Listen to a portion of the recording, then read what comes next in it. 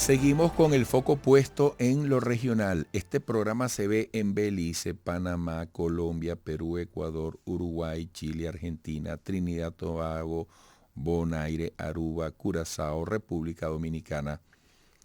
Se ve en todos esos países y por supuesto se escucha en Venezuela, en las regiones, en el planeta completo. Y me complace muchísimo desde Brasil tener ahora a Paolo Manso, analista geopolítico, director del Latin American Insider.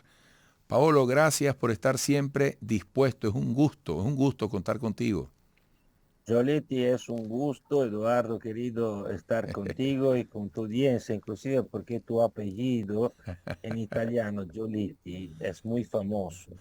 Fue un Me han gran dicho. primer ministro que tuvimos entre final de 800 y comienzo de 900.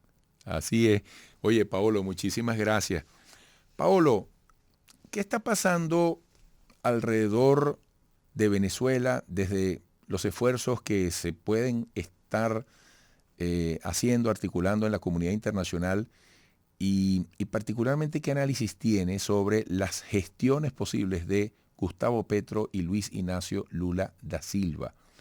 Porque bueno, venimos de tener una reunión en Bogotá por el tema del diálogo. Luis Ignacio Lula da Silva también está haciendo propuestas.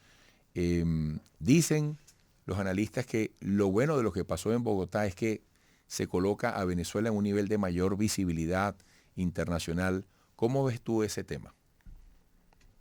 Por cierto, Venezuela tiene que volver a tener la visibilidad que el drama de Venezuela tiene, porque si calculamos que Naciones Unidas dijo que por lo menos 7,5 millones de venezolanos dejaron el país en los últimos 10 años, por ahí vamos, y continúa, lo vemos inclusive en el Darien Gap, lo vemos eh, entre México y Estados Unidos. La mayoría era guatemalteco, más la segunda nacionalidad me parece que era hondureño y venezolano. Y la gente continúa saliendo y eso impone que se vuelva a hablar de Venezuela.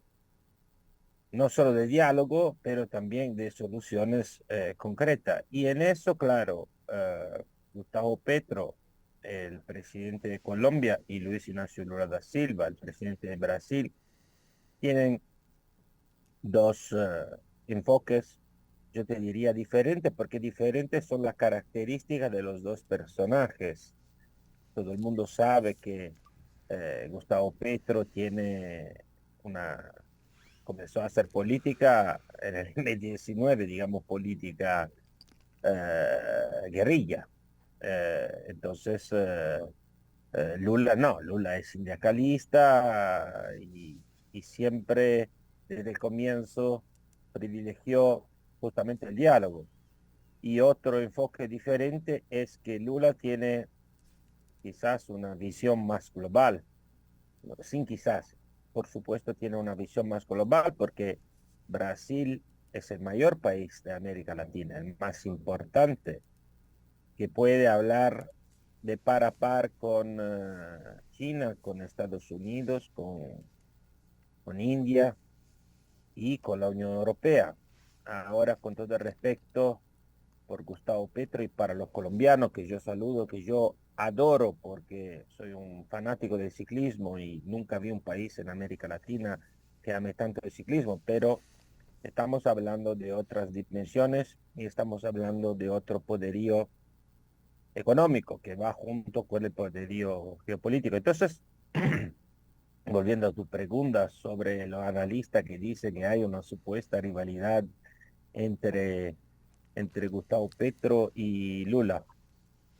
Yo, mi opinión es discordante en el sentido que los dos tienen un framework, un contexto ideológico que los une y los une muy bien en el Grupo de Puebla, por ejemplo.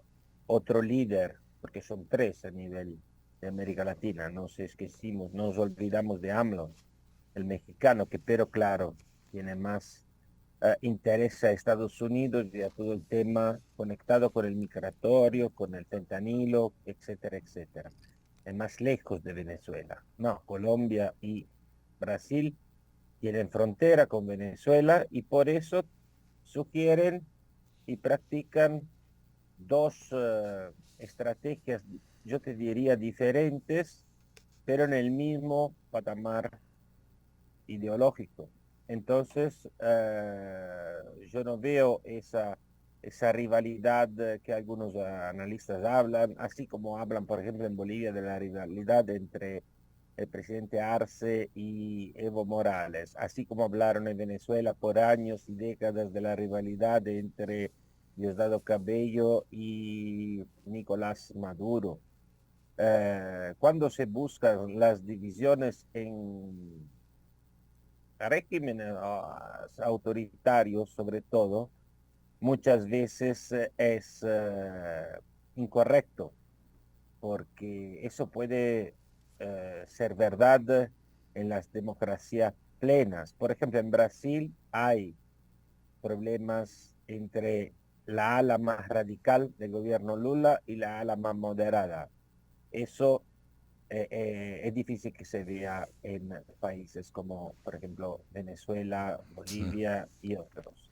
Así que Bueno, volviendo y concluyendo tu pregunta y tratando de dar una respuesta, yo te diría que el enfoque es diferente, que Petro jugó una carta específica. La reunión de Petro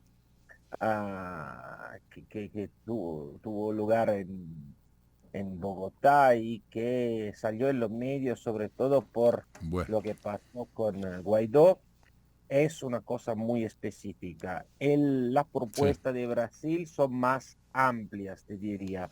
Y tanto es que la reunión que Lula a final de mayo propuso a los líderes latinoamericanos no va a hablar solo de Venezuela, va a hablar también de monedas, de economía, sí. etcétera, etcétera.